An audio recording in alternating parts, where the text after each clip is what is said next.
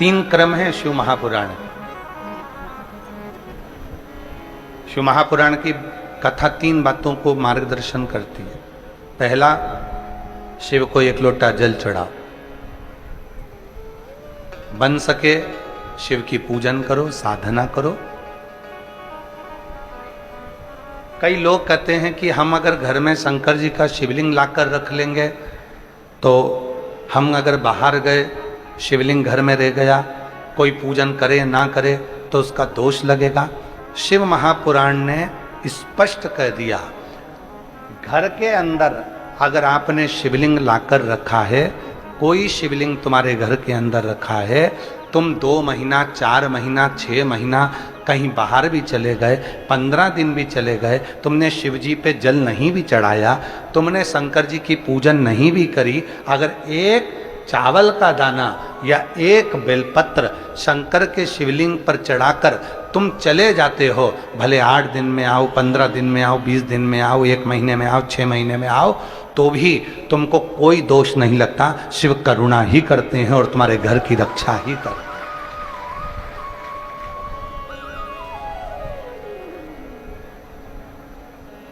शिव करुणा करते हैं, शिव रक्षा करते हैं।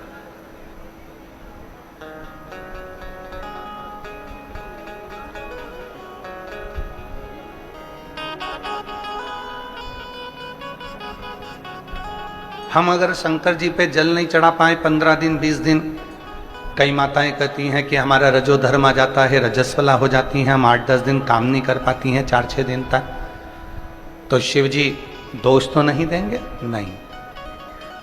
आप जल चढ़ाए तो भी, ना चढ़ाए तो भी, वो शिव है। पिता कभी अपने बच्चों को अपशब्द नहीं कहता, और मान लो गुस्से में आकर अपशब्द कह भी देता है तो पिता अंदर से उसको बद्दुआ नहीं देता, वो दुआ ही देता है कि जैसा भी है मेरा।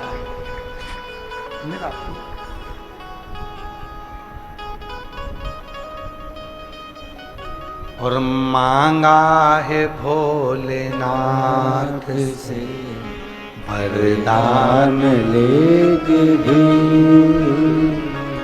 मांगा है भोलेनाथ से वरदान लेके भी, तेरी कृपा बनी रहे जब तक है जिंदगी,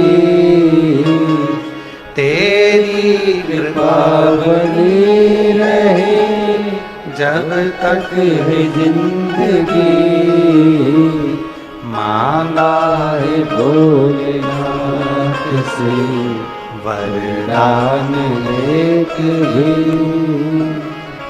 मांगा है भोलेनाथ से वरदान लेके भी, तेरी कृपा बनी रहे जब तक है जिंदगी,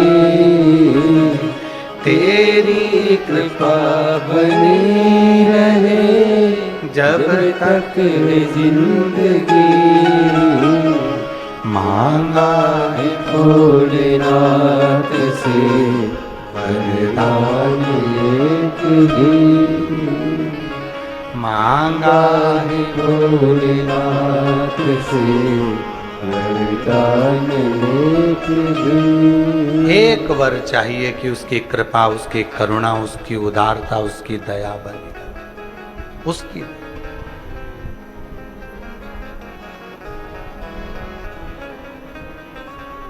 भगवान शंकर तुम्हारी जाति नहीं देखेगा, ब्राह्मण हो, क्षत्रिय हो, वैश्य हो, शूद्र हो।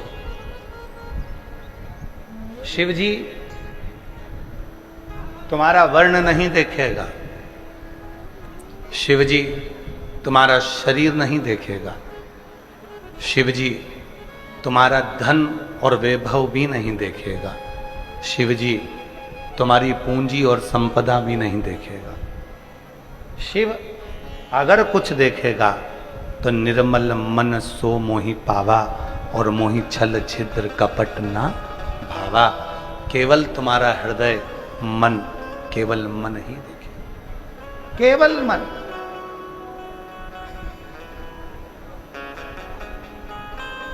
मन के सिवा कुछ नहीं। और मन के सिवा उसको चाहिए भी क्या?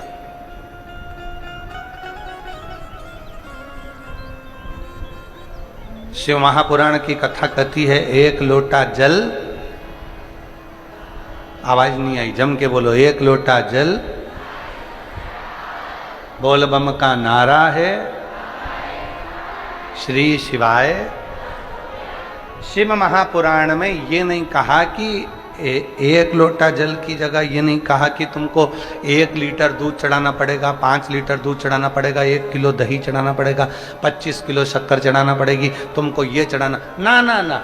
जब तुम्हारी दुख की घड़ी आए बस दौड़ पड़ो, 1 लोटा जल भरा, शिव के मंदिर में पहुंच गए, शिवालय में पहुंच गए। शंकर का मंदिर पास में नहीं है तो अपने घर में जो शंकर जी का शिवलिंग है उस पर जल चढ़ा दिया, बस इतना करा और आनंद, सुख मिल।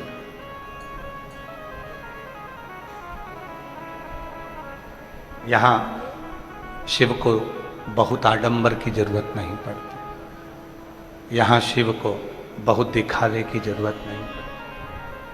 दौड़े, एक पत्र है, अच्छा है, देखो।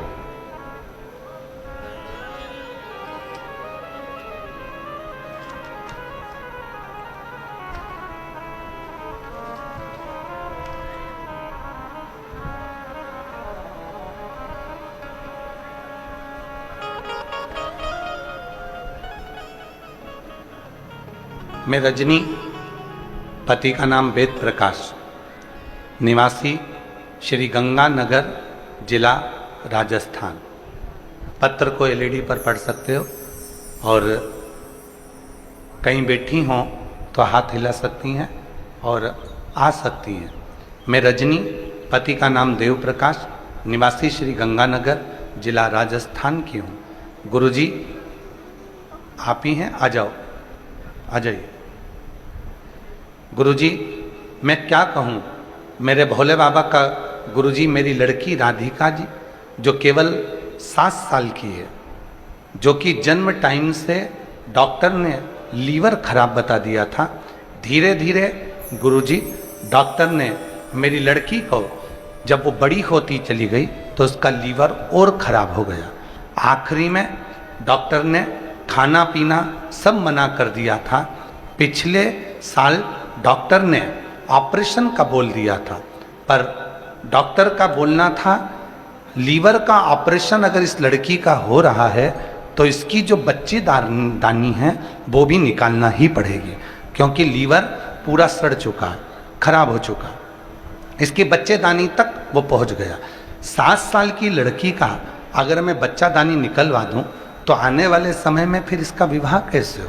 गुरुदेव मन में बहुत दुख हुआ, गुरुजी हम इतने दुखी हो गए कि ऑपरेशन कराएं कि ना कराएं।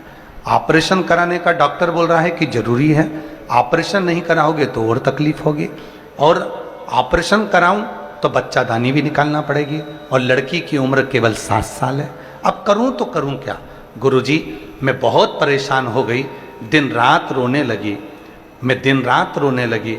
फिर मैंने टीवी पर, आस्था चैनल पर आपकी कथा सुनी, जो पंजाब भटिंडा में 10/3/2025 को चल रही थी।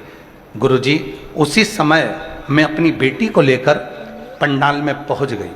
गुरुदेव मुझे नहीं मालूम था, मैं भटिंडा पहली बार आई थी गंगानगर से। अपनी लड़की को लेकर आस्था चैनल पर कथा सुनते सुनते मैं भटिंडा पहुंच गई। भटिंडा के पंडाल में मैं बैठ गई, अपनी लड़की को बिठा लिया, कथा सुनाई।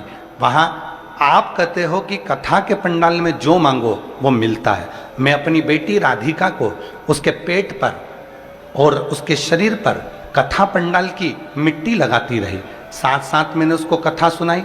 एक पंडाल नहीं गुरुजी, मैं 4 पंडाल में उसको लेकर पहुंच गई, और बाबा की ऐसी कृपा हुई आज मैं भटिंडा के ही कथा में धन्यवाद देने के लिए आई हूँ। डॉक्टर ने कह दिया लीवर काम करने लगा, अब ऑपरेशन की जरूरत नहीं है, मेरी बेटी पूरी ठीक हो गई है। गुरुदेव, आज मैं बाबा को धन्यवाद देने के लिए आई हूँ। सारी रिपोर्ट नॉर्मल आ गई। अब मेरी बेटी का न बच्चेदानी निकालना है, न ऑपरेशन करना है, और लीवर भी काम करने लगा। मैं प्रणाम करती हूँ। एक पत्र और बड़ा सुंदर है, देखिए कितना सुंदर पत्र। जरा पत्र को पढ़ा करो आप लोग भी साथ में। मेरा नाम भूमिका है, मैं मैसूरतगढ़ के जिला गंगानगर से हूँ। कहीं बैठी हो तो हाथ हिला सकती हैं। मेरा नाम भूमिका है, मैं सूरतगढ़ के जिला गंगानगर से आई हूँ। कहीं बैठी हो तो आ सकती हैं। गुरुजी, एक लोटे जल का मैं महिमा का क्या गुणगान करूं। मुझे लंबे समय से सोरायसिस की बीमारी थी। मैंने 2025 में सिरसा की कथा पंडाल में सुनी। उसके बाद में सीहोर गई, वहां जाकर कंकर शंकर का पूजन किया और कंकर शंकर घर लेकर आई। सीहोर का रुद्राक्ष गलाकर शिव पर जल चढ़ाया और स्वयं को लगाया।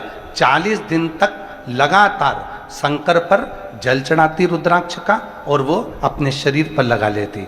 गुरुजी, मैं नहीं जानती थी कि मेरी जिंदगी में इतने सालों से सोरायसिस की बीमारी थी। डॉक्टर तो कह रहा था कि ये बीमारी मरते दम तक रहेगी, शरीर ठीक नहीं होगा। दवाई खाते खाते कई सालों हो गए पर सोरायसिस की बीमारी ठीक नहीं हुई, और केवल 40 दिन निकले गुरुजी, और बाबा की कृपा से आज मैं पूरी ठीक होकर बाबा को प्रणाम करने भटिंडा आई हूँ। यहाँ प्रणाम करने आई हूँ। मेरा नाम भूमिका है, मैं सूरतगढ़ के जिला गंगानगर से आई हूँ। कहीं बैठी हो तो आ सकती हैं। शिव तत्व किसको कहते हैं?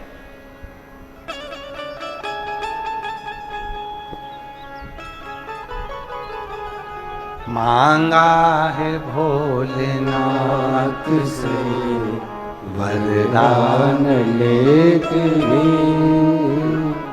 मांगा है भोलेनाथ, बोलो बोलो बोलो, वरदान लेके, तेरी कृपा बनी रहे जब तक है जिंदगी,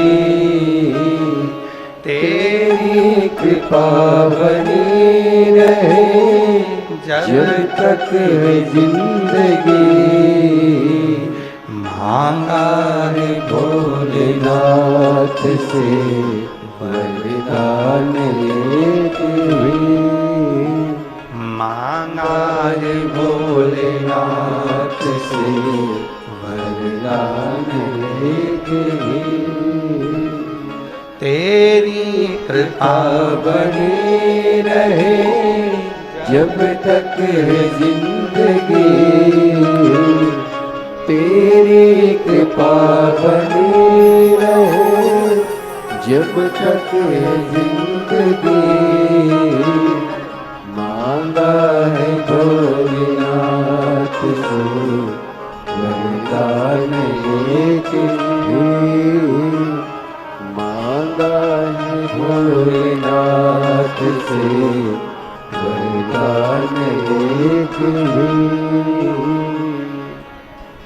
ऐसे दयालु नाथ से रिश्ता बनाइए, ऐसे दयालु नाथ से रिश्ता बनाइए, मिलता रहेगा आपको जो कुछ भी चाहिए, मिलता रहेगा आपको जो कुछ भी चाहिए। ऐसा करिश्मा होगा जो हुआ कभी नहीं, ऐसा करिश्मा होगा जो हुआ कभी नहीं। मांगा है भोलेनाथ से वरदान एक ही वर है, एक ही वरदान है, बस तेरी कृपा बनी, तेरी। शिव महापुराण कथा के 3 क्रम बताए। पहला, शिव को जल चढ़ाओ, पूजन करो।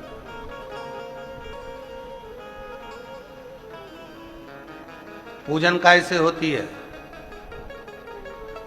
वस्तु से कि मन से? जम के बोलो जरा। मन से। कोई तुमसे कह दे इतना किलो तो दही लाना ही था, तभी शिव जी प्रसन्न होंगे, तो कह देना सीवर वाला बाबा बोला है, 1 बूंद गंगा का जल और 1 बूंद देसी गाय का दूध अगर शिव पर चढ़ जाए तो शिव करुणा करना प्रारंभ कर देते हैं। फिर वो बोले गंगा का जल कहाँ है, तो उसको उत्तर देना मेरे घर का जल लाई हूं, 1 लोटा। शिव के मस्तक पर चढ़कर भगवान नारायण के चरण का जल गंगा जल बन जाता है, तो मेरे घर से लाया हुआ जल जब शिव पर चढ़ेगा तो वो भी गंगा जल ही बन जाए। भगवान नारायण के चरण का जल जब शिव की जटा में आया तो गंगा जल बन गए। तो मेरे भी घर का जल आएगा, शिव को चढ़ेगा, तो वो भी तो गंगा जल बन जाएगा, वो भी तो गंगा जल। कई लोग जो विरोध करने वाले होते हैं, जो कथा की बातों को काटने वाले होते हैं, वो वीडियो बना बना के डालते हैं कि शिव जी पे चढ़ा हुआ जल मत पीना। तो फिर लिख कर जाना कि मरते समय गंगा जल भी मत पीना, क्योंकि वो भी तो शिव जी पे चढ़ा हुआ है। जो लोग कहते हैं शिव जी पे चढ़ा हुआ जल मत पीना, नहीं तो ये पाप लग जाएगा, दोष लग जाएगा। अरे भाई, तो फिर लिख दे गंगा जल भी शंकर जी पे चढ़ा हुआ है, मरते समय पिला मत देना। जो ऐसा बोलते हैं उनको, गंगा जल भी तो शिव पे चढ़ा हुआ है। अगर हम भगवान शंकर पर चढ़े हुए जल को पीते हैं तो 3 कायिक, वाचिक, मानसिक 3 पापों से मुक्त हो जाते हैं और शिव की शरणागति हमको प्राप्त हो जाती है।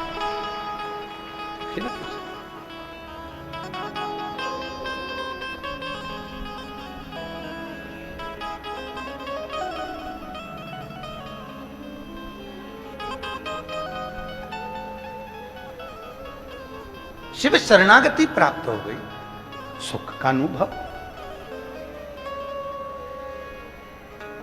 1 लोटे जल का जो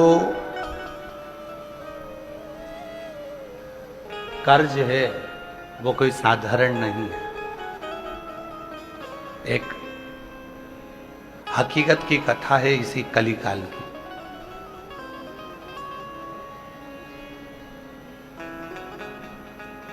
इसी कलिकाल 1935 ईस्वी की कथा, इसी कलिकाल की, ग्वालियर के पास की है।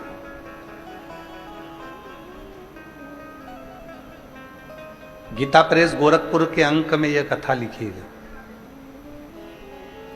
और बड़ी सुंदर कथा थी।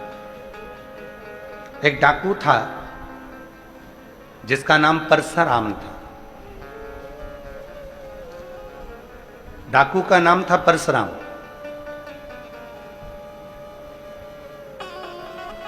चैत्र का महीना था, बहुत तेज गर्मी पड़ रही थी। जंगल में भ्रमण कर रहा था। मुरैना के जंगलों में वो घूम रहा था। उसके साथ के जितने भी डाकू थे वो इधर उधर पानी को ढूंढने के लिए चले गए थे। उसको भी प्यास लग रही थी। 2 दिन से वो मुरैना के जंगल में, ग्वालियर के जंगलों में घूमता रहा, पानी नहीं मिला। ढूंढ ढूंढ के थक गया, पानी नहीं मिला। पानी मिल ही नहीं रहा। क्यों बढ़ा रहे हो? पानी नहीं मिला। मुरैना के जंगलों में वो ढूंढ ढूंढ के थक गया। पानी नहीं मिला, जल नहीं, जल मिल ही नहीं रहा। आखिरी में परशुराम डाकू ने विचार कर लिया कि अब तो मुझे मरना है, क्योंकि प्यास आदमी को फिर जल ना मिले तो वो मर जाए। व्यक्ति को भोजन नहीं मिले ना 4-6 महीने तक वो नहीं मरेगा, पर अगर व्यक्ति को पानी ना मिले तो उसके प्राण छूट जाए। जल बहुत जरूरी, क्योंकि ये शरीर और ये पृथ्वी पूरी जल से पूरी।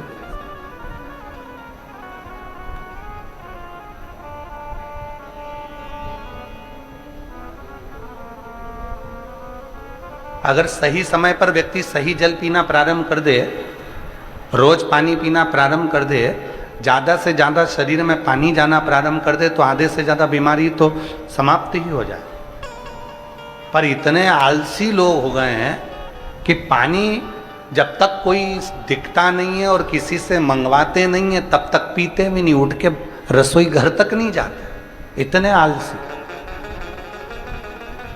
बैठे रहेंगे, इंतजार करते रहेंगे, आन दो कोई आएगा तो मैं पानी मंगवा लूंगी, नहीं तो मोबाइल तो चला ही रहे थे।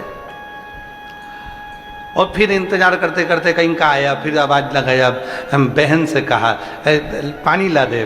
बहन बोली तू नहीं जा सकता।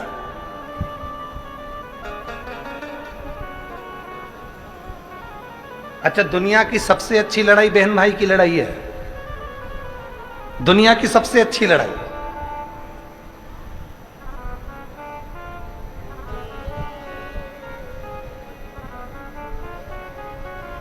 और उसके बाद जो लड़ाई है वो पति पत्नी की लड़ाई है।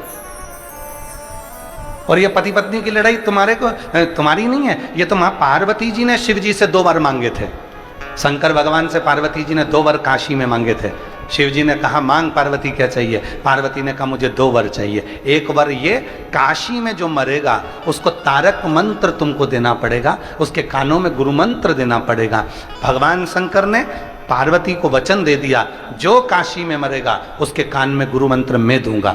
दूसरा वर पार्वती जी ने मांगा कि पति पत्नी में कितना भी झगड़ा हो, उनका आपस में प्रेम बहुत बढ़े, ये वर दे दीजिए। तो शिव जी ने वर दे दिया, वर दे दिया।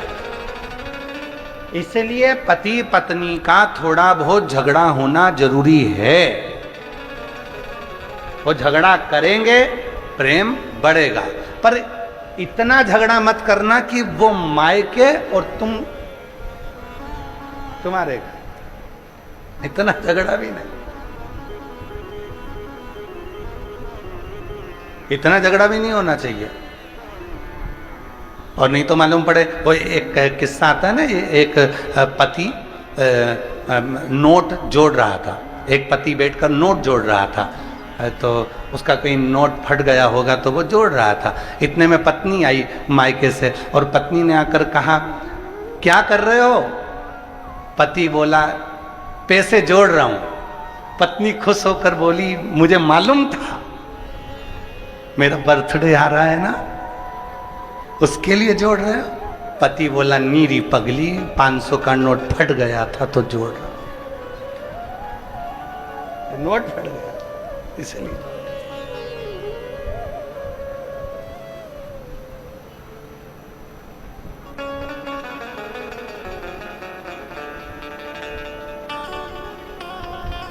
दुनिया की सबसे अच्छी लड़ाई है बहन भाई की लड़ाई, खूब जोरदार लड़ेंगे, झगड़ेंगे, रोएंगे, एक होएंगे, बाद में दोनों फिर झगड़ा करेंगे, फिर लड़ेंगे, फिर।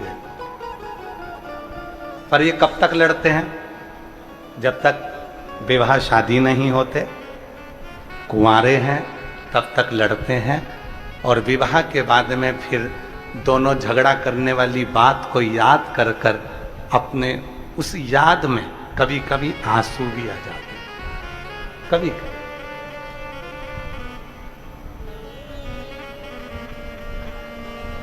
स्नेह प्रेम।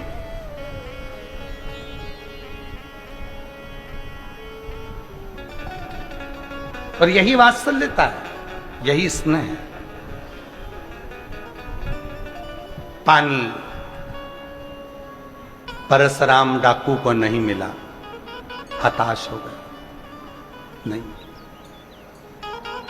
हताश होकर परशुराम डाकू ग्वालियर मुरैना के जंगलों में भ्रमण करता करता करता करता आगे पहुंचा तो एक मट्टी का ओटला बना हुआ था।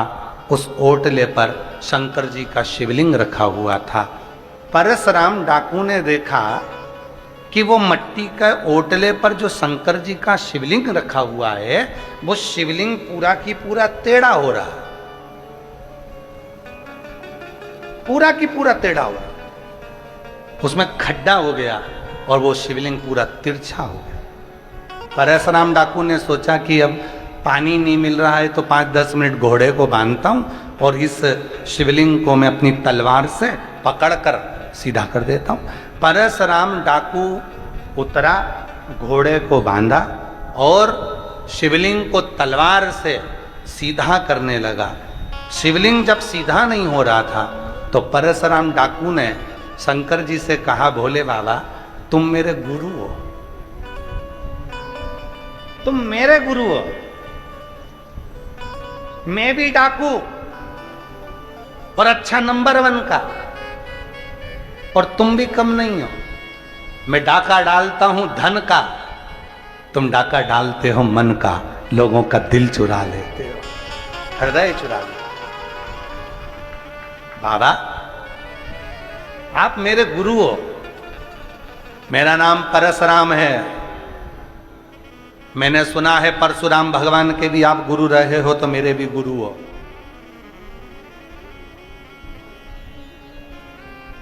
पर बाबा शिवलिंग तो मैं सीधा कर दूंगा, बस बात इतनी सी है कि 2 दिन से प्यासा हूं, पानी नहीं है, कहीं जल नहीं है, जल प्राप्त नहीं। कितनी सुंदर कथा है, थोड़ा सावधानी से सुनना। हम हमेशा कथा में कहते हैं कि कथा के पंडाल में आना तो कितनी पानी की बोतल लाना, जम जम के बोलो, 2 पानी की बोतल लाना। क्यों कहते हैं? एक पानी की बोतल अपने लिए और एक पानी की बोतल अपनी अड़ोसन, पड़ोसन, पीछे वाली धड़ोसन।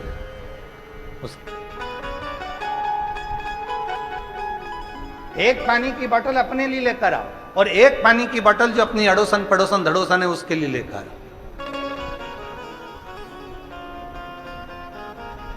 पानी का कर्ज एक ऐसा कर्ज होता है कि उस कर्ज को चुकाने के लिए स्वयं परमात्मा को भी व्यवस्था करना पड़ती है। स्वयं परमात्मा, जब आप अपना जल, कल हम परसों के दिन हमारे अमरजीत सिंह जी मेहता जी को थोड़ा सा फीवर आया, बुखार आया, तो हम कथा कर कर जब पहुँचे तो हमने उनसे पूछा कि आपका बुखार वगैरह ठीक है? तो कहा गुरुजी बिल्कुल ठीक है और मैं कथा में आऊँगा, सुबह तो मैं होकर आया था, अभी वापस पहुँचूँगा। फिर कहा कि गुरुजी भंडारे में, लंगर में हम गए, लंगर में सब लोग बोले कि दाल प्रसाद बनना चाहिए, तो एक गाड़ी भरकर 5 तरह की दाल, 6 तरह की दाल लंगर में पहुंचा। और ऐसा कैसे ही पिछले वर्ष भी हुआ था। किसी एक ने कह दिया था कि अमरजीत जी यहाँ थोड़ी सी चाय व्यवस्था, तो इन्होंने 1 ट्रक भर के चाय के कैरी बैग भेज दिए। तो वो चाय उन बता रही थी माता जी, कहने लगे 1.5 साल 1 साल तक वो चाय चली, वही चाय। इसी को प्रेम कहते हैं और इसी को सेवा का भाव कहते हैं, इसी को सेवा।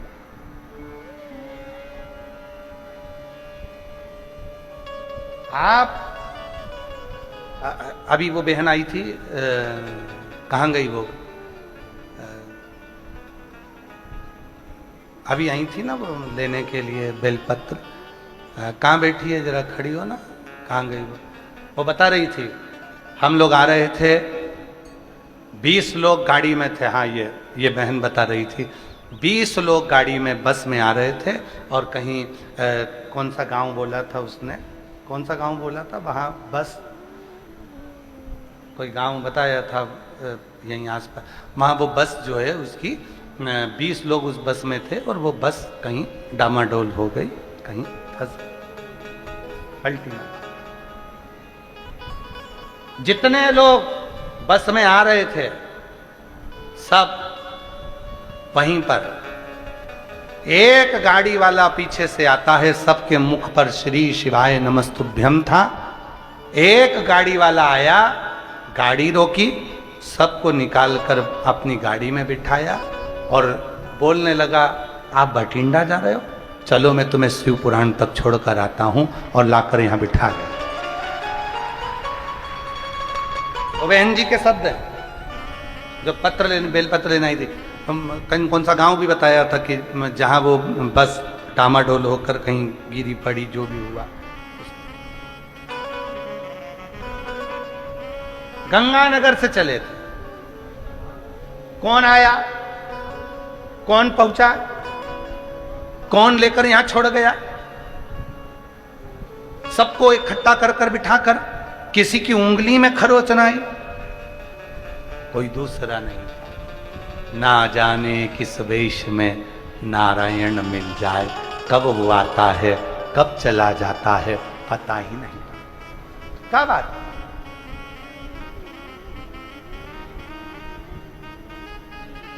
वो कब आएगा कब जाएगा किसी को नहीं मालूम। यहाँ बंसल जी बैठे हैं, वकील साहब बैठे हैं हमारे दिल्ली वाले, और बंसल जी भी बैठे हैं। इन लोगों के स्मरण में है, हम पहले कुछ साल पहले जब हरिद्वार कथा करे थे, एक जजमान छोटे रूप में कथा कराए थे हॉल में, तो कथा कराए थे, तो वहाँ कथा में आप लोगों में से भी शायद कोई ना कोई पहुँचा होगा। हरिद्वार जब कथा थी तो नीलकंठ दर्शन करने के लिए गए थे। काय बंसल जी सही है, तो नीलकंठ दर्शन करने के लिए गए थे। नीलकंठ दर्शन कर कर आ रहे थे और जो ड्राइवर था उसको आ गई झपकी, और झपकी आने पर ड्राइवर की ना जाने कैसी झपकी लगी और वो गाड़ी पत्थर से टकराई। इधर तो गंगा जी बह रही थी, इधर पहाड़ था, और वो गाड़ी पत्थर से टकराकर 1 राउंड 2 राउंड और तीसरा राउंड लेने ही वाली थी। इतनी देर में वो 2 बार हिलकर वहीं गंगा के बिल्कुल पास में गिरने के पहले ही वो गाड़ी उल्टी की उल्टी रह गई। आशीष भी सब उसी में, और सुध नहीं क्या हुआ। एक पति पत्नी का जोड़ा आया, इतने सुंदर पति पत्नी, इतने सुंदर। पीली साड़ी एक माँ पहनी हुई थी, पति एक सुंदर सा कुर्ता पहना हुआ था, मस्तक पर त्रिपुंड सफेद लगा हुआ था, पत्नी की नासिका पर से लेकर सिर तक त्रिपुंड लगा हुआ था, और बड़े सुंदर रुद्राक्ष की माला गले में डली थी, बड़ी सी नथनी थी, और वो माँ और वो पिता दोनों हाथ पकड़कर हमसे कहते हैं, लाओ हम तुम्हें बाहर निकाल देते हैं। बाहर निकालकर बिठाकर कहाँ चले जाते हैं पता ही नहीं।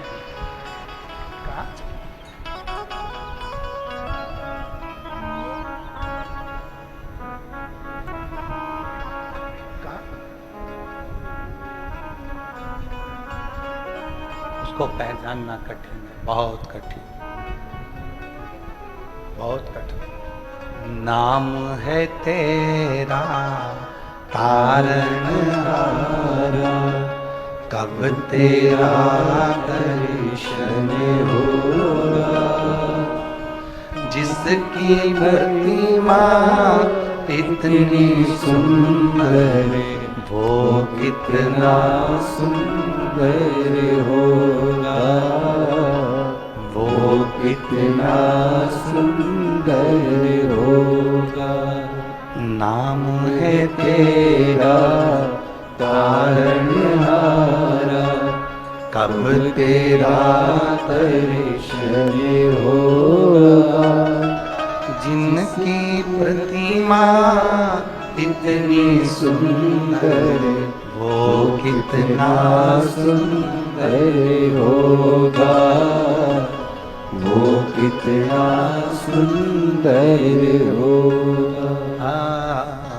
वो कितना सुंदर होगा। पहचानना कठिन है कब शिव कृपा करते हैं, कैसे करुणा करते हैं, कैसे आते हैं पता नहीं। पारस डाकू ने, परशुराम डाकू ने कह दिया भोले बाबा बहुत प्यास लग रही है, मैं शिवलिंग सीधा कर देता हूं। जैसे ही शिवलिंग सीधा करा, एक बुढ़िया हाथ में लोटा पानी का, एक लोटा जल, उस पे कटोरी रखी मिठाई की, धीरे धीरे डंडा टेकती टेकती टेकती टेकती ओटले पर आकर बैठ गई। शंकर जी के ओटले पर आकर बैठी बुढ़िया।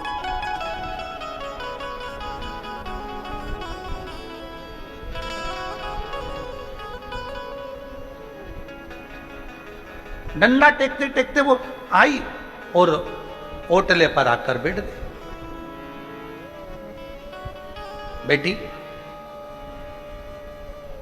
परशुराम डाकू को थोड़ा सा डर लगा, क्या पता कौन है। परशुराम डाकू ने पूछा तुम कौन हो? पास के गांव में रहती हूं। अच्छा, यहां क्यों आई हो? शिव जी को एक लोटा जल चढ़ाने आई। अच्छा, इतनी दूर क्यों आई? वहीं गांव में क्यों नहीं चढ़ा लिया? मेरा बेटा था, नर्मदा जी नहाने गया था, वहां से ये शिवलिंग लेकर आया था, एक ओटला बनाकर उसने यहां रख दिया था।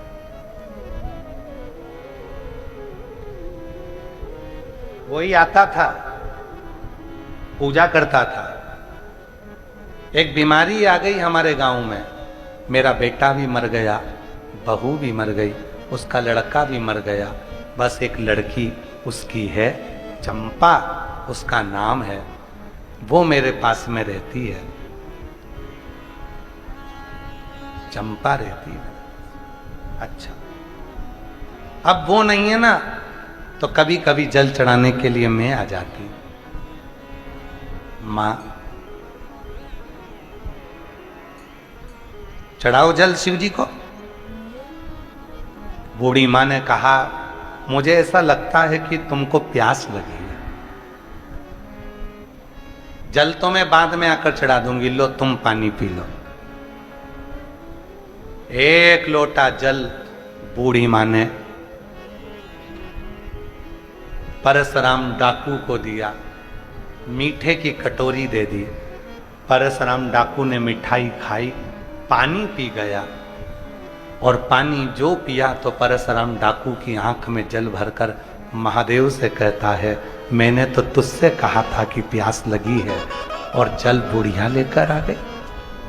जल बुढ़िया लेकर आ गई, मैंने तो तुझसे कहा था। डाकुओं के रिकॉर्ड में परशुराम डाकू का चरित्र आज भी लिखा हुआ है ग्वालियर के रिकॉर्ड में, आप उसको पढ़ो मिलेगा। बुढ़िया लेकर आ गई। बूढ़ी मां वापिस जाने लगी। परशुराम डाकू ने कहा मां जा रही हो? हां। इतनी जल्दी क्या है? बूढ़ी मां कहने लगी मेरी पोती है ना चंपा, उसका विवाह है, बैसाख के महीने में पंचमी तिथि को मेरी बेटी का ब्याह है, उसकी बारात आई, पर बेटा नहीं है, बहू नहीं है, कोई कमाने वाला नहीं है, घर में कुछ भी नहीं है, मेरे को पूरे गांव में जाकर थोड़ा थोड़ा सा मांगना पड़ेगा, तब तो मेरी बेटी का ब्याह होगा। परशुराम डाकू ने कहा मां, तेरा एक लोटा जल पिया है, मैंने अपने गुरु के मुख से सुना था, एक लोटा जल जब शंकर जी के ऊपर चढ़ता है, शंकर भगवान उस जल चढ़ाने वाले के कर्जदार हो जाते हैं, और कर्जा चुकाने उसके घर जरूर जाते हैं।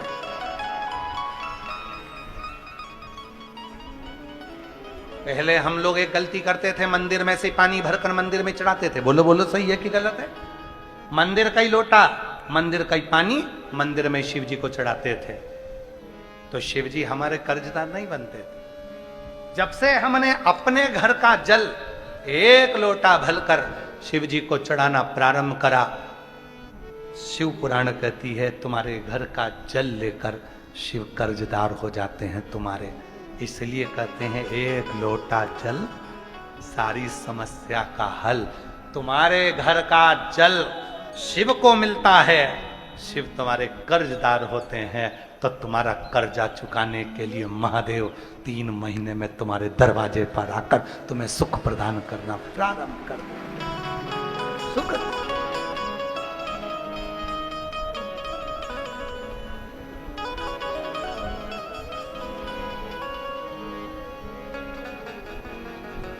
उसका स्मरण रहे, उसकी वो जब दुख आया तब वही आया। फिर वही वाली लाइन स्मरण आ गई, ओ भीड़ में तन्हाई में प्यार की गहराई में मुझे तुम याद आते हो, मुझे तुम याद आते हो। भीड़ में तन्हाई में प्यार की गहराई में मुझे तुम याद आते हो, मुझे तुम याद आते हो। भोले तुम याद आते हो, भोले तुम याद आते हो। दुख आया वो याद आया, वो याद आया। आज पूरी दुनिया, पूरा विश्व अचंभे में पड़ा हुआ है कि वो सीहोर वाला बाबा एक लोटे जल में सारी समस्या का हल कैसे ढूंढ लेता है। सीहोर वाला बाबा नहीं, ये हमारे शास्त्र कहते हैं जब हम किसी के घर का एक गिलास पानी पीते हैं तो हम उसके कर्जा चुकाने के लिए हकदार बन जाते हैं। कर्जा तो तुम रोज शिव जी को एक लोटा जल दे रही हो तो क्या शिव कर्जा नहीं चुकाएंगे? क्या तुम्हारे दरवाजे पर आकर तुम्हारा दुख नहीं मिटाएंगे? आएगा,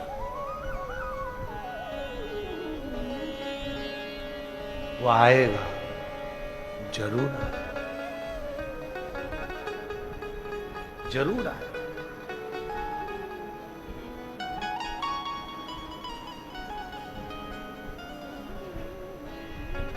उससे बस निवेदन करना।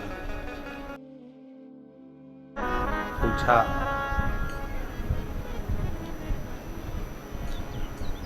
मां तू इतनी जल्दी घर क्यों जा रही है? कहा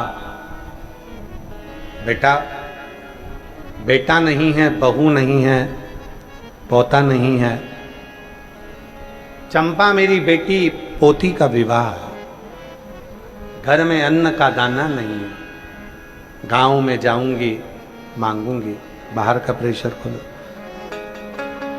जाऊंगी मांगूंगी, तब थोड़ा सा भाग मिलेगा और मैं बेटी का विवाह करूंगा। मां मैंने तेरा एक लोटा जल पिया है और मैंने अपने गुरु के मुख से सुना है शिव एक लोटा जल यदि किसी के घर का ले लेते हैं तो शिव उसका कर्जा चुकाने के लिए उसके दरवाजे पर पहुंचकर उसका कार्य पूर्ण जरूर करते हैं। कार्य पूर्ण जरूर।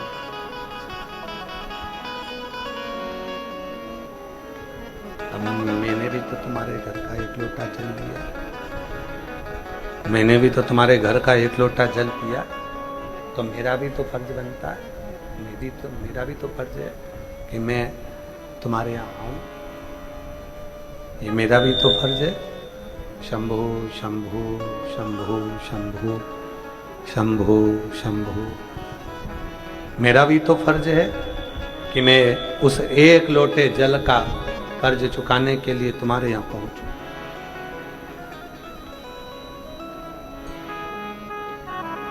मां अब तू बेटी का विवाह कर, देखिएगा जरा, शिव जी के शिवलिंग तिरछा था, उसको सीधा करा और बाबा से विनती करी कि मुझे प्यास लगी है, जल की याचना करी कि मुझे भूख प्यास लग रही है, कहीं से मुझे पानी प्राप्त हो जाए, मैं जल पी लूं।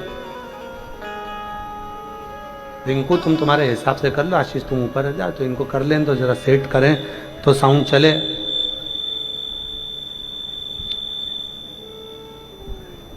शंभो शंभो शंभो।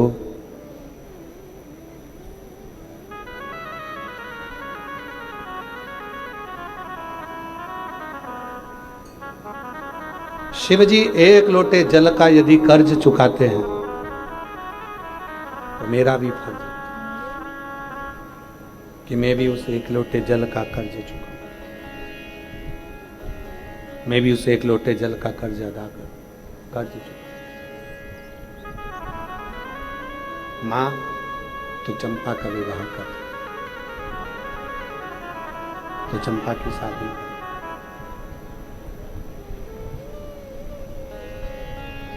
और चंपा का विवाह मां तू कर।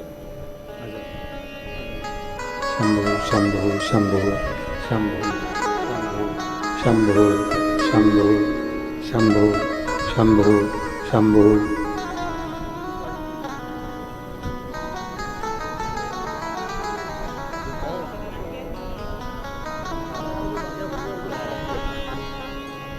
ये बेटी को सर ऐसे, अच्छा अच्छा ठीक है आराम से।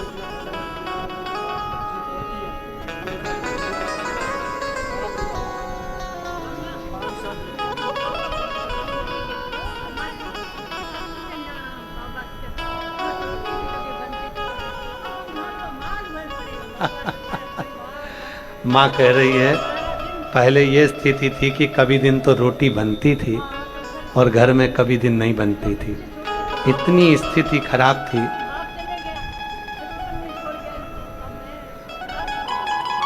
इतनी स्थिति खराब थी कि कुछ भी नहीं था, पर अब बाबा की कृपा से मालो माल हो गए। ये शिव की करुणा है, कृपा है।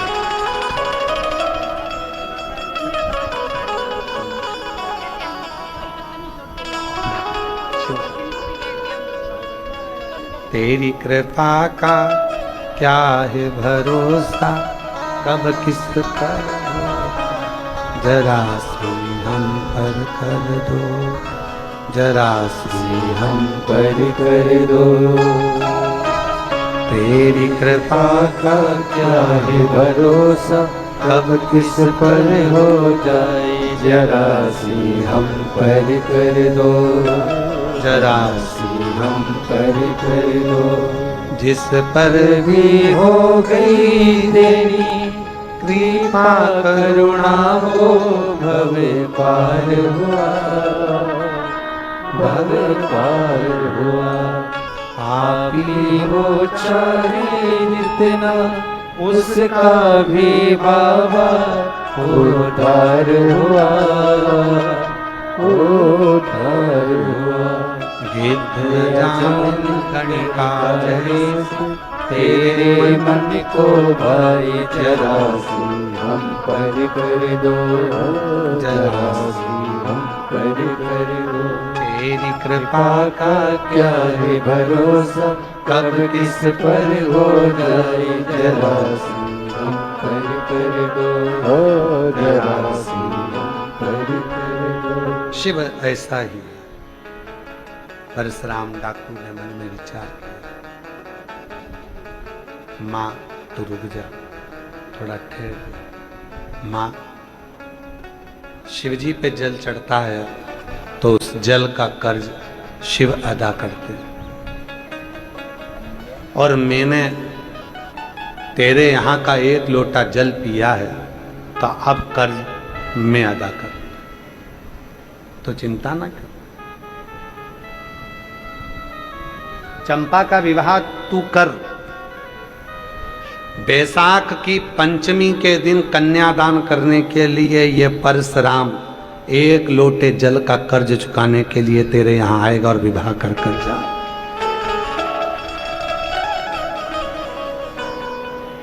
एक लोटे जल ने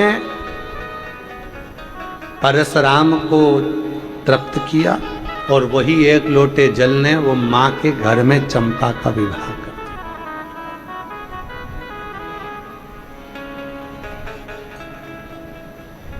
ग्वालियर संभाग में परशुराम डाकू की लिस्ट को पढ़ना, 25,000 रुपए तो उस पर इनाम रखा था पकड़ाने वाले का, और 5,000 रुपए अलग से इनाम था पुलिस की ओर से पकड़ाने वाले। 30,000 रुपए इनाम था परशुराम डाकू पर, 30,000। और जब 30,000 रुपए इनाम परशुराम डाकू पर था, 30,000 रुपए का इनाम परशुराम डाकू पर बना हुआ था, बूढ़ी माँ घर आई। चंपा ने कहा, माँ दादी आज तो तू बड़ी लेट हो गई आने में, बहुत देर हो गई तुझे आने में। क्या बात है दादी?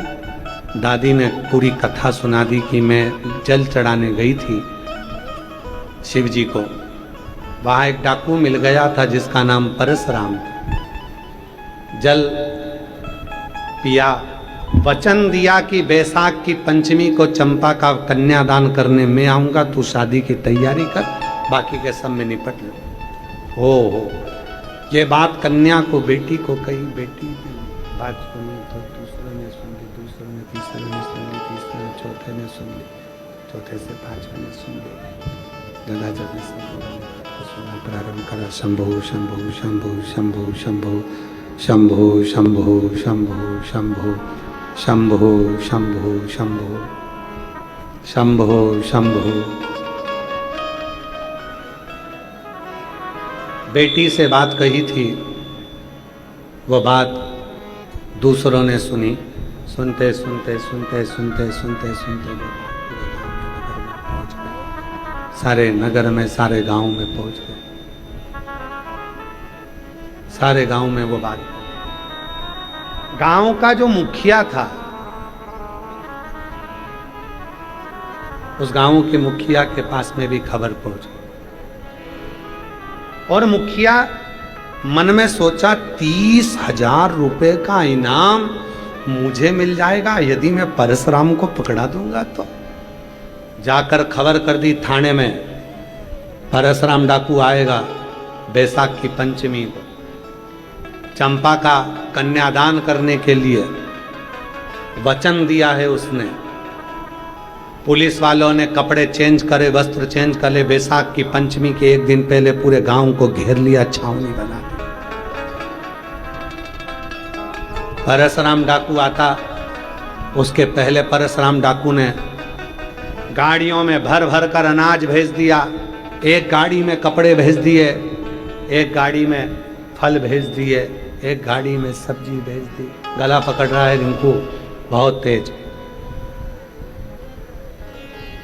एक गाड़ी में फल भेज दिए, एक गाड़ी में कपड़े भेज दिए, एक गाड़ी में सब्जी भेज दी। पूरा सामान भर भर कर भेजा गया। गांव के लोग गाड़ी वालों को रोककर पूछा, ये सामान कहां लेकर गए? कहा वो चंपा के घर जा रहे हैं, उसकी शादी है। चंपा के घर? हाँ, उसकी शादी, विवाह है उसका। किसने भेजा है? पता नहीं, हम तो किराए से गाड़ी चलाते हैं। गाड़ी भी किराए की, भेजने वाले ने कहा था बस मैं दिया ना, और अगर नहीं रखे तो जबरदस्ती देकर आना, तो हम लेकर आ गए। गाड़ी का पैसा कौन देगा? तो कहे वो तो दे दिया जिसने भेजी उसने। अच्छा, भर भर कर 4 व्हीलर गाड़ियां आई, जीप में सामान भरा था और जीप भरा भरा कर आकर सामान उतार कर चली गई। विवाह पूरा होने लगा। पंचमी आ गई, बैसाख की, कन्यादान का दिन था और परशुराम डाकू उसी दिन अपने वचन को निभाने के लिए, कन्यादान करने के लिए पहुंच गया। अंदर गया, कन्या शादी पूरी हो चुकी थी, कन्यादान का समय था। परशुराम ने कन्यादान करा, सोने की असरफियाँ दी और वहाँ से चला। इतने में तो बाहर पुलिस ने घेरा। परशुराम ने हाथ जोड़कर कहा कि वो बेटी का विवाह है, इस मंडप को खराब मत करो, गांव के बाहर चलते हैं, वहां देखा जाए। गांव के बाहर गया परशुराम डाकू और जो फायरिंग पर फायरिंग हुई, बंदूक इधर से पुलिस की, इधर से डाकुओं की चलना प्रारंभ हुई। आखिरी में परशुराम डाकू उसी शिव जी के ओटले के सामने खड़े होकर अपने आप को समर्पण करता है पुलिस को। अपने इस शिव के एक लोटे जल में, इस शंकर के एक लोटे जल में, भगवान शंकर के एक लोटे जल में मेरी जिंदगी को बदल दिया। भगवान शंकर के एक लोटे जल ने मेरे जीवन को बदल दिया। मेरा ये जीवन अब मैं समर्पित करता हूं, समर्पण करता हूं,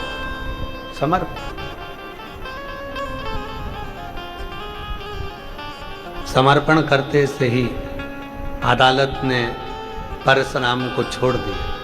परशुराम हरिद्वार चले गए, वहीं पर रहकर गंगा के तट पर शिव की साधना करते और एक दिन गंगा के जल में समाधि ले ली और गंगा में समाहित हो गए।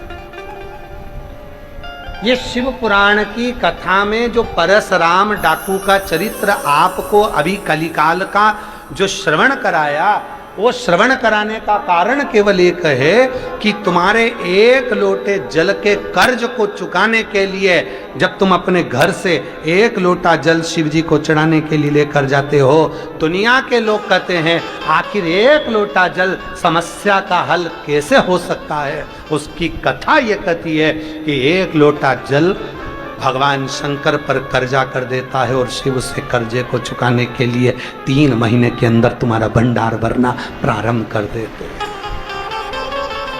परशुराम भी वो एक लोटे जल का कर्ज चुकाने के लिए तैयार हो गए। वो एक लोटा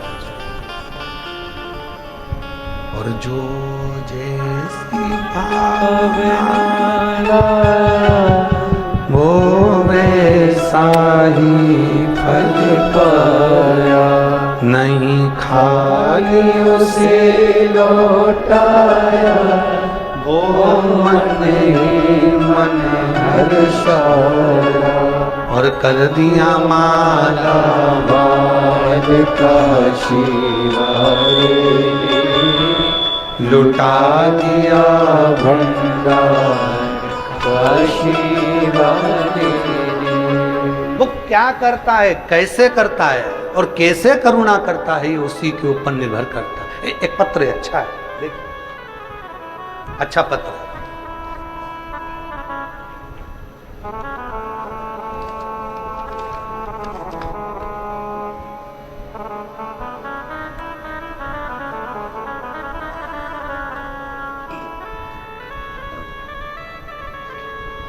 मेरा नाम ममता रानी, पति का नाम पवन कुमार, किशनपुरा, एलनाबाद, सिरसा। कहीं बैठी हों तो हाथ हिला सकती हैं और आ सकती हैं। बाबा से विनय करती हूँ कि हर साल खुशियों भरा पत्र लिखूं। गुरुजी, मैं श्री पदमजीत जी मेहता जी को, अमरजीत सिंह जी मेहता जी को बहुत बहुत साधुवाद देती हूँ, जिन्होंने इस कथा की दिव्यता 3 वर्षों से लगातार हमको श्रवण करा रहे हैं। गुरुदेव, एक लोटे जल और पशुपति व्रत का मैं क्या वर्णन करूं।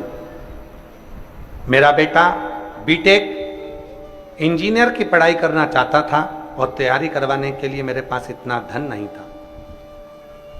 उसकी तैयारी किस बड़े इंस्टीट्यूट से करवा सकूं,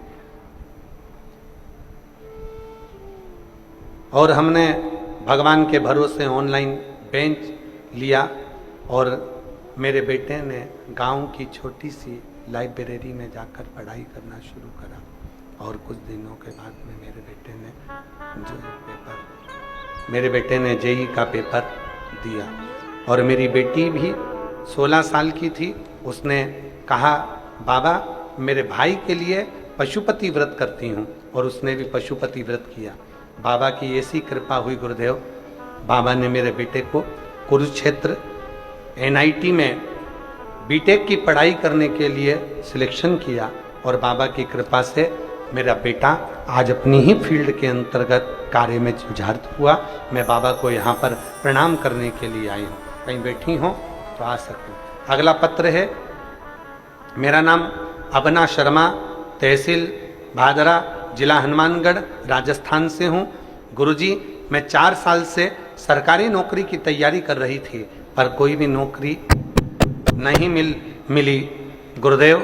तब मैंने सोचा अब मेरी कभी भी जॉब नहीं लगेगी, और मैं हिम्मत हार गई गुरुदेव। तब हमारी पड़ोसन आंटी ने बताया कि टीवी पर शिव महापुराण की कथा आती है, पंडित प्रदीप मिश्रा जी कथा कहते हैं, सुनाते हैं। गुरुजी, मेरा बिल्कुल भी विश्वास नहीं करती थी गुरुदेव, पर आंटी के कहने पर मैंने आपकी कथा सुनना प्रारंभ करी।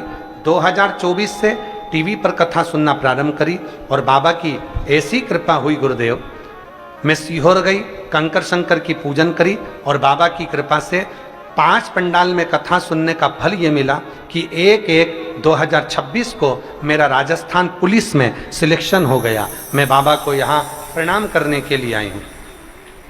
एक अगला पत्र है, गुरुदेव मेरे पोते की सरकारी नौकरी लग गई है। मेरा नाम कृष्णा देवी, गांव खारिया, सिरसा की निवासी हूँ। गुरुजी, मेरी बहू रोज शिवलिंग पर जल चढ़ाती है। पिछले साल फरवरी 2023 में बीमार हो गई थी, और टीवी पर ही कथा को श्रवण करा। बाबा से विनती करती, और मेरे पोते ने भी शिवजी पर विश्वास कर शंकर जी को लोटा भर जल चढ़ाना प्रारंभ करा। आज मैं बाबा को धन्यवाद देने के लिए आई हूँ कि मेरे पोते की सरकारी नौकरी बाबा की कृपा से लग गई है। मैं बाबा को प्रणाम करने के लिए आई हूँ। एक अगला पत्र है, सूरतगढ़ की रहने वाली हूँ उषा देवी। मेरा बेटा 7-8 साल से तैयारी कर रहा था, उसकी नौकरी नहीं लग रही थी, और मेरा बेटा रोज शिव मंदिर जाने लगा, और आपके बताए अनुसार 5 बार पशुपति व्रत किया, और एक दिन आपकी कथा की भटिंडा में 8/3/2025 को मेरे बेटे ने कथा को श्रवण करा, और बाबा की कृपा ऐसी हुई कि उसका रिजल्ट आया, और आज बाबा की कृपा से मेरा बेटा रेलवे में जोधपुर में सर्विस कर रहा है। मैं बाबा को यहाँ प्रणाम करने के लिए आई हूँ। मेरे बेटे की नौकरी रेलवे में लग चुकी है। शिव तत्व इसी को कहते हैं, भगवान शंकर की कथा इसी को कहते हैं, शिव महापुराण की कथा इसी। तुम्हारा 1 लोटा जल शिव पर कर्ज हो जाता, और शिव उस कर्ज को चुकाने के लिए तुम्हारे दरवाजे तक जरूर आते हैं। प्रेशर बढ़ा दे भाई, प्रेशर बढ़ा दो। 1 लोटा जल चढ़ाने के लिए बाबा, तुमने जो 1 लोटा जल चढ़ाया है उसका कर्ज चुकाने के लिए जरूर। एक विश्वास, एक भरोसा, एक दृढ़ता जब पूर्ण हो तो शिव क्यों ना मिले। शिव कथा कर रही है, पार्वती मैया भगवान शंकर की कथा कहती है। 3 सूत्र बताए थे शिव पुराण में, 3 बातों को दर्शाया गया। पहले नंबर पर है शिव को 1 लोटा जल और पूजन। जरूरी नहीं है कि बहुत सारी वस्तु तुम्हारे पास में हो, फिर निवेदन है तुम्हारे प्रत्येक घर के अंदर यदि एक शंकर भगवान का शिवलिंग है तो समझ लेना कि तुम्हारी आधे से ज्यादा विपदा, आधे से ज्यादा दुख, आधे से ज्यादा तकलीफें जो घर में शंकर का शिवलिंग रखा हुआ है वो पूरा दुख तकलीफ अपने अंदर उतार लेता है और तुम्हारे को कष्ट से मुक्त करता है। कष्ट से हे बाबू,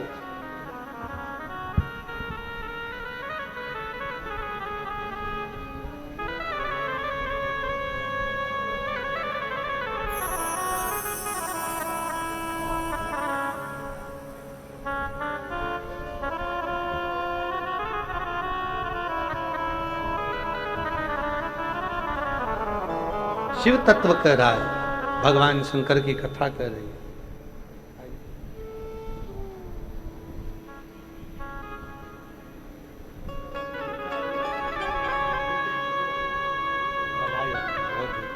शिव कथा एक बेटे को भी देना।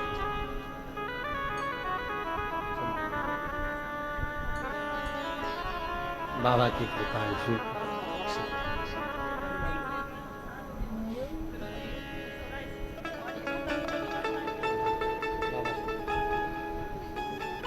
तेरी कृपा का क्या है भरोसा, कब किस पर हो जाए जरा सी हम पर कर दो, जरा सी हम पर कर दो। तेरी कृपा का क्या है भरोसा, अब किस पर हो जाए जरा सी हम पर कर दो, ओ जरा सी हम पर कर दो। शिव कथा में शिव महापुराण के 3 क्रम बताए। शिव महापुराण के 3 क्रम का है। पहले नंबर पर है, प्रथम नंबर पर है भगवान शंकर पर जल समर्पित करना, पूजा करना, जल चढ़ाना, समर्पित करना। दूसरे नंबर पर है मंत्र जाप करना।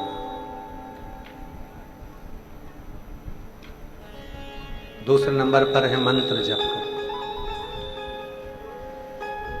दिन भर में आपको कथा में कल परसों 2 दिन पहले शायद कहा था, 11 बार भी हमारे मुख से श्री शिवाय नमस्तुभ्यम, कितनी बार?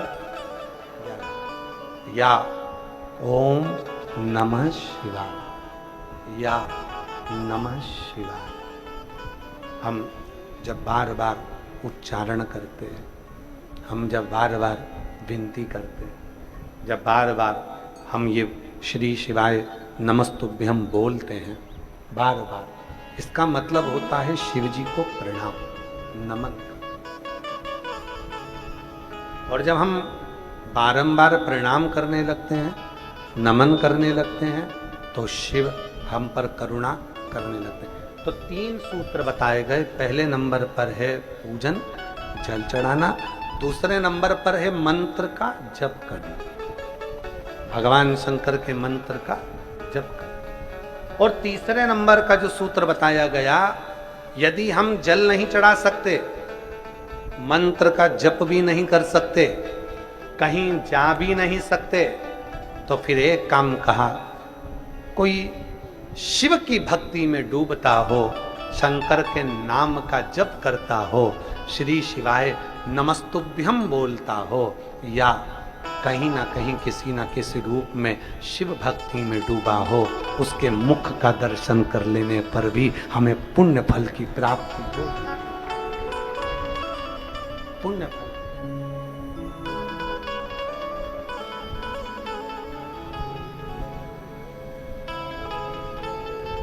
केवल मुख का दर्शन, केवल मुख, पुण्य फल की प्राप्ति। अब आप लोग क्या करते हो यहां? आप ही यहां पर आकर कथा को श्रवण कर रहे हो, शिव नाम के मंत्र का जप कर रहे हो, और इतने सारे शिव भक्तों का दर्शन कर रहे हो।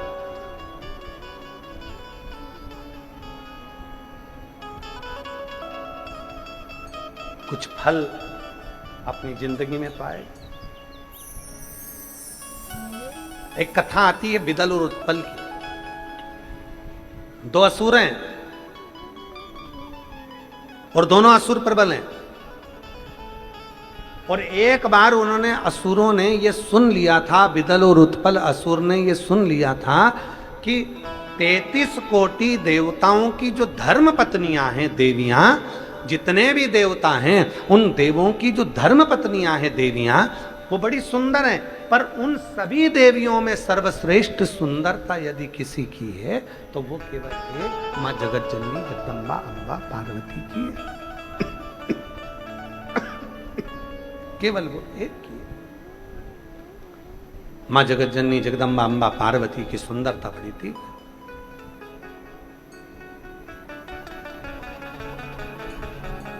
बहुत सुंदर है माँ। और कितनी सुंदर है माँ तेरी नगरी, कितनी सुंदर है माँ तेरी नगरी।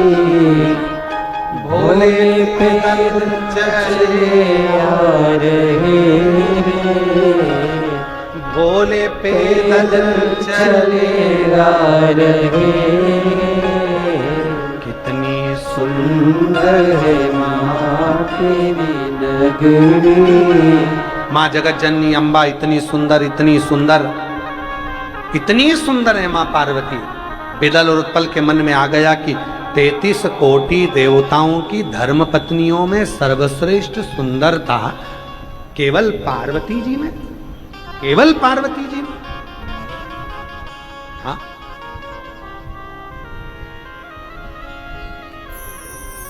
अच्छा कथा क्या करती है? कथा करती क्या है? शिव महापुराण की कथा क्या करती है? जल्दी बोलो, उत्तर दो जरा। तो प्रश्न करा कि कथा करती क्या है? कथा शिव जी के चरित्र का वाचन करती है, शंकर जी के चरित्रों को सुनती है। पत्र पढ़ते हैं तो उसको लोग सुनते हैं। सुनते सुनते उनके मन में शंकर भगवान के प्रति इतना प्रेम हो जाता है शिव कथा को सुनते सुनते कि उनके मन में आता है कि मैं भी एक बार भोलेनाथ को जल चढ़ाकर देखूं, मेरा भी बाबा सुनेगा, मेरा संकट काटेगा। उसके अंदर विश्वास उत्पन्न हो गया, भरोसा प्रकट हो गया। और जैसे ही भरोसा हुआ उसका संकट कटना प्रारंभ हो गया, उसका दुख मिटना, उसकी तकलीफ मिटना। संकट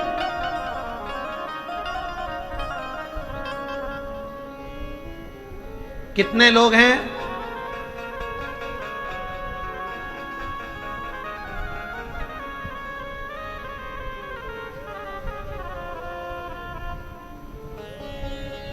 आप लोग बैठे हो, आप लोगों में से कई लोग ऐसे होंगे जिन्होंने खूब सुंदर सुना, अरे भैया आगरा का ताजमहल ऐसा है। फिर किसी ने सुना अमृतसर जाओ, गुरुद्वारे का दर्शन करिए, बड़ा सुंदर। सुना तो मन में आया मुझे गुरुद्वारे जाना है, मुझे दर्शन करने जाना है, मत्था टेकने जाना है, मुझे जाना है।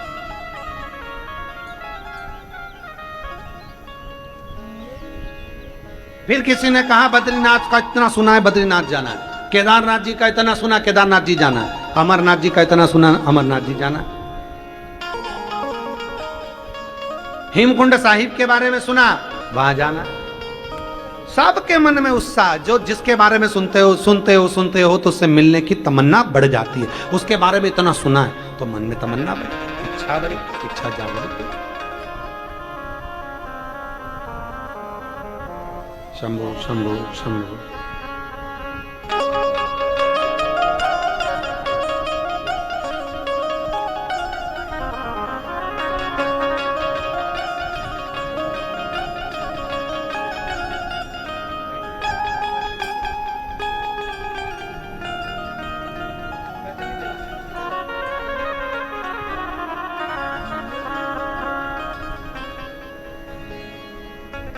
जिसके बारे में सुनते हैं उससे मिलने की तमन्ना बढ़ती है,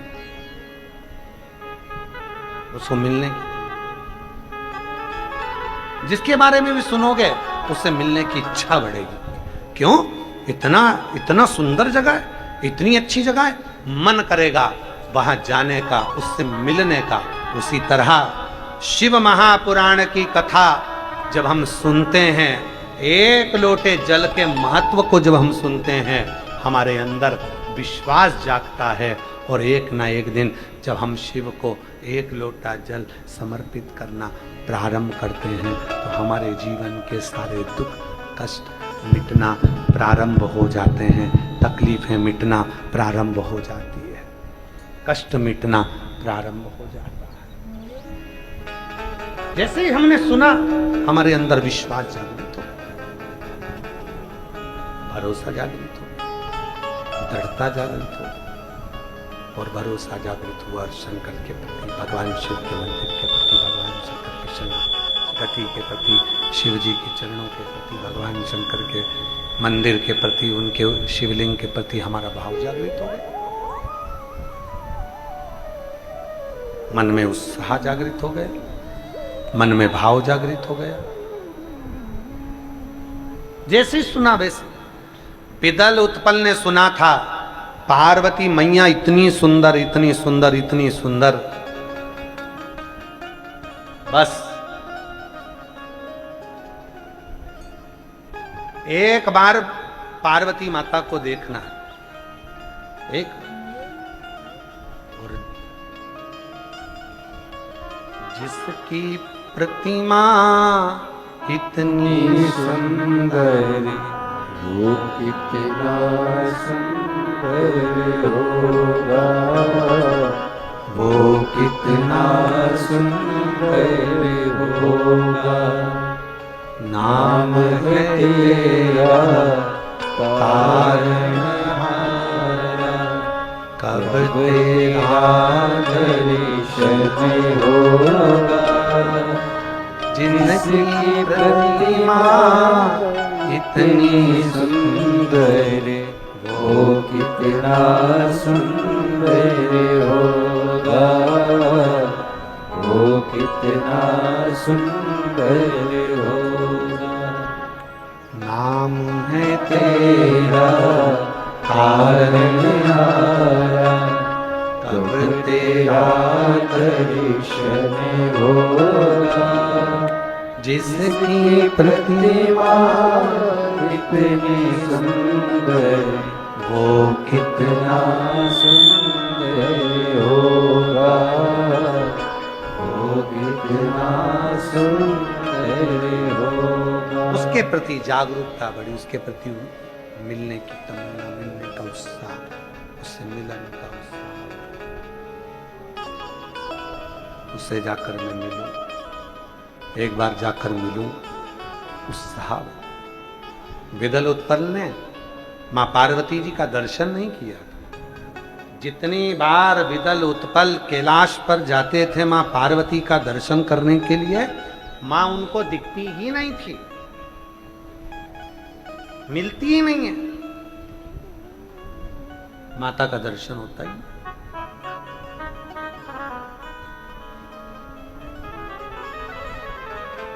दिल से अगर पुकारोगे तो शिव और शक्ति तुम्हारे घर पर आकर ही तुमको दर्शन देकर चलेगा। दिल से पुकारो।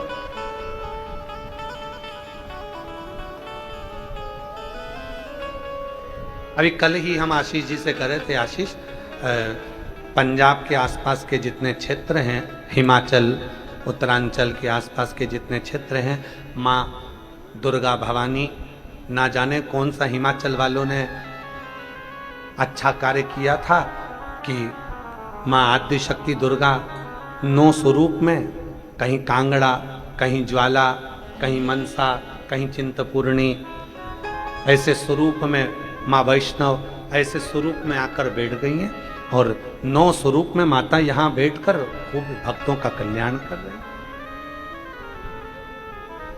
खूब। और उसी स्वरूप में एक स्वरूप है माता का ज्वाला देवी। कौन कौन गया है दर्शन करने के लिए? सब गए हो? वाह।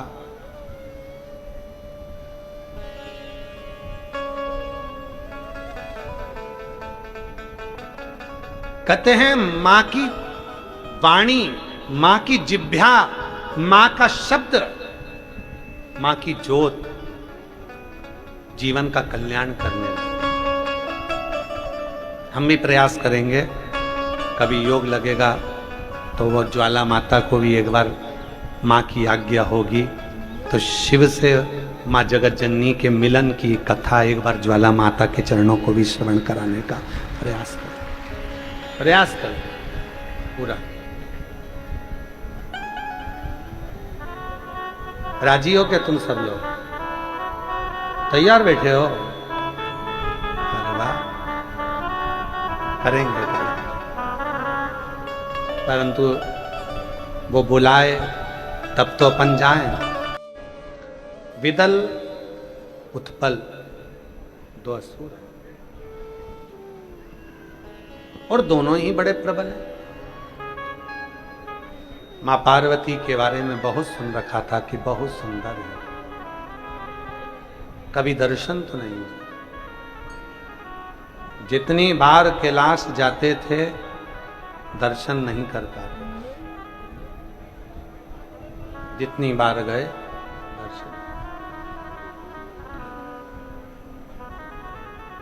दर्शन नहीं कर।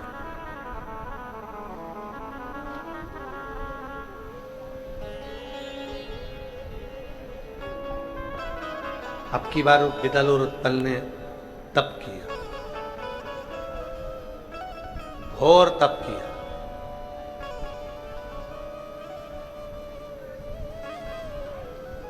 फिर भी मां पार्वती का दर्शन नहीं।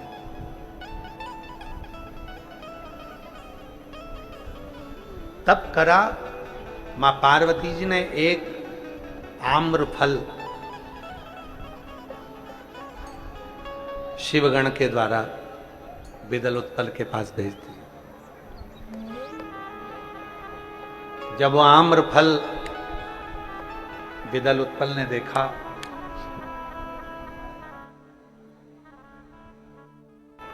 उसके साथ एक पत्र लिखकर मां जगत जननी ने भेजा कि ये जो आम्र फल है ये दिखता रसवान है, पर जरूरी नहीं कि प्रत्येक आम्र फल मीठा हो, कुछ कुछ खट्टे भी हो सकते। ये जानकर विदल उत्पल को तो क्रोध आ गया और विदल उत्पल ने विचार करा कि हम पार्वती माता का दर्शन करने के लिए, पार्वती का दर्शन करने के लिए, उनकी सुंदरता का दर्शन करने के लिए हम बैठे थे और उन्होंने आम्रफल भेज दिया। क्रोध में आकर अब की बार दोनों कैलाश पर चले गए और मां आद्य शक्ति पार्वती मैया भोजन के पात्र को रखने के लिए बाहर आई थी, उनके स्वरूप का दर्शन किया।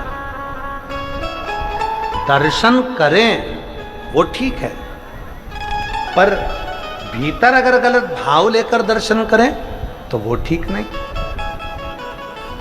वो ठीक है, पर भीतर अगर गलत भाव लेकर दर्शन करें तो वो ठीक नहीं। अच्छा मन लेकर आप कथा में आए, अच्छे भाव लेकर आए।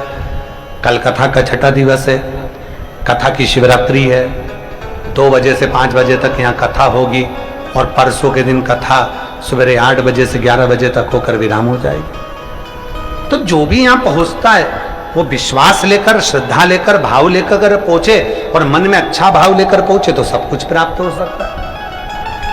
माता पार्वती जी ने देखा कि ये दर्शन करने तो आए हैं पर इनका भाव शुद्ध नहीं है, तब पार्वती जी ने गणेश जी के हाथ का कुंदुक लेकर उनके ऊपर फेंका।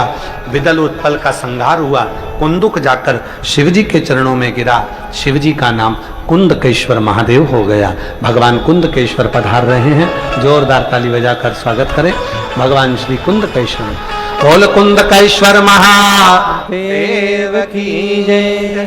भगवान श्री कुंदकेश्वर का नाम औषधि के लिए लिया जाता है, भीतर बाबा का स्मरण किया जाता है। एक बार जोरदार ताली बजाकर कुंदकेश्वर महादेव का स्मरण करते हुए हार हार महादेव। बोल कुंदकेश्वर महादेव की